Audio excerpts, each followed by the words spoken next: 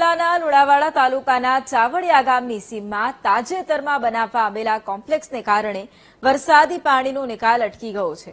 ચારેય તરફ દિવાલ અને દુકાન મકાનોના કોમ્પ્લેક્સને લીધે ખેતરોમાં વરસાદી પાણી ભરાઈ જતા ખેડૂતોને પાક નિષ્ફળ જવાની ભીતિ સેવાઈ રહી છે। ખેડૂતોએ આરોપ લગાવ્યો છે કે ખેતરની આસપાસ કોમ્પ્લેક્સ બનાવી દેતા ખેતરોમાંથી પાણીનો નિકાલ નથી થઈ શકતો। પરિણામે ખેતરોમાં 5 ફૂટ પાણી ભરાઈ ગયું, જે 3 દિવસ પછી પણ નથી ઓસર્યું, જેથી સ્થાનિકોએ પાણીના નિકાલની વ્યવસ્થા કરવાની માંગ કરી છે। ચાવડિયા સીમમાં આવેલી મારી જમીન અત્યારે આપ જોઈ શકો છો કે પાક સદંતર નિષ્ફળતાના આરે છે। મારી ડોગર રોપેલી છે, અત્યારે ગળાડૂબ પાણી અંદર છે ખેતરમાં, અને આ થવાનું કારણ આ પાછળ મારી પાછળ જે કોમ્પ્લેક્સ છે એ ચારે બાજુ કમ્પાઉન્ડ વોલ કરીને પાણી વરસાદી પાણી રોકેલ છે। વારંવાર રજૂઆત એ ભાઈને બી રજૂઆત કરી છે, વહીવટી તંત્રમાં પણ વારંવાર રજૂઆત કરી છે, છતાં કોઈ સાંભળતા નથી, કોઈ આયા નથી, કોઈ સ્થળ નિરીક્ષણ કર્યું નથી। અત્યારે જે હાલ અમારા બાજુમાં ખેતરોની બાજુમાં કોમ્પ્લેક્સ બનાવવામાં આવ્યું, એ કોમ્પ્લેક્સના કારણે આગળની લગભગ 30 હેક્ટર જેટલી જમીન ખેડૂતોને પાણીના કારણે બુડાણમાં ગઈ છે। ડોગરનું રોપણ કરેલું છે અને એમાં પાણી ભરાઈ ગયું છે, 3-3, 4-4 ફૂટ પાણી, અને અત્યારે હાલ એ ડોગરની ગયા ખાતે છે એ પરિસ્થિતિ થઈ ગઈ છે। અને જે તે સમયે આ કોમ્પ્લેક્સ બનાવતા એ વખતે જે બનાવવા વાળા હતા એમને કહેવામાં આવ્યું હતું કે ભાઈ આ તમે અમારો પાણીનો નિકાલ કરી અને આગળની કાર્યવાહી કરજો, તમારે જે કરવી હોય।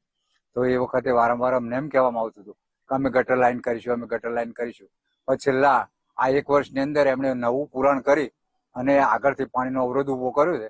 એ પાણીનો અત્યારે કોઈ પણ જગ્યાએ નિકાલ થઈ શકે એમ નથી, જેથી કરીને આ બાબતે જો કોઈ નિકાલ નહીં આવે તો અમે ઉપલી કક્ષાએ મુખ્યમંત્રી સુધી રજૂઆત કરીશું। મારી ચાવડિયા સીમની અંદર જમીન આવેલી છે મારી, અને એ જમીનની બાજુમાં બિલ્ડરો દ્વારા કોમ્પ્લેક્સ બનાવવામાં આવેલ છે, અને બાકીની પાછળની જમીનમાં સોસાયટી બનાવવાના છે લોકો, અને એ જમીનમાં પુરાણ કરી અને ચારેય બાજુ કમ્પાઉન્ડ વોલ કરી દીધેલી છે, અને વરસાદી પાણીનો ટોટલી નિકાલ બંધ કરેલો છે। સંતરામપુર રોડના 3 નાળાનું પાણી અહીં થઈને કાયમ માટે વહેતું હતું પેઢીઓથી, અને કડાણા કેનાલનું લીકેજનું પાણી પણ આ જમીનમાં થઈને પસાર થતું હતું, અને આ લોકો સદંતર બંધ કરી દીધું છે।